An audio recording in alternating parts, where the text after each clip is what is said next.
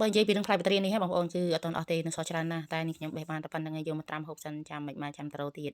ញ៉ាំបងប្អូនធ្លាប់ធ្វើលើកមុនឆ្ងាញ់ឥឡូវមកធ្វើទៀតហើយលើកនេះគឺបេះរៀងច្រើនជាងមុនហើយបើកភ្នែកមិនទាន់ទេមកក៏មកលុបទៅទៀតហើយ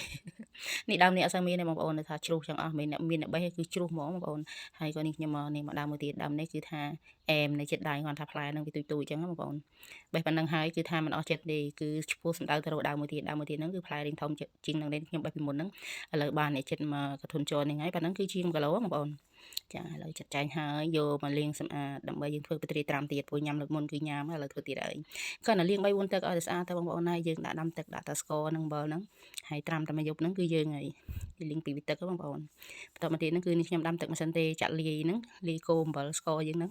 គឺអំបិល2ស្លាបព្រាស្ករ3ស្លាបព្រាហើយនឹងទឹកផេះខ្ទឹម1លីត្របងប្អូនបន្ទាប់ពីកូរលាយហើយចាក់ចូលនឹងក្តៅហ្មងទៅហើយទុករៀងចុះត្រជាក់តិចចាំយកមកដាក់ក្នុងប្រអប់បងប្អូនសាសប្រអប់នេះខ្ញុំគឺជ័រអញ្ចឹងហើយអត់អាចចាក់ខាងក្រៅបានទេ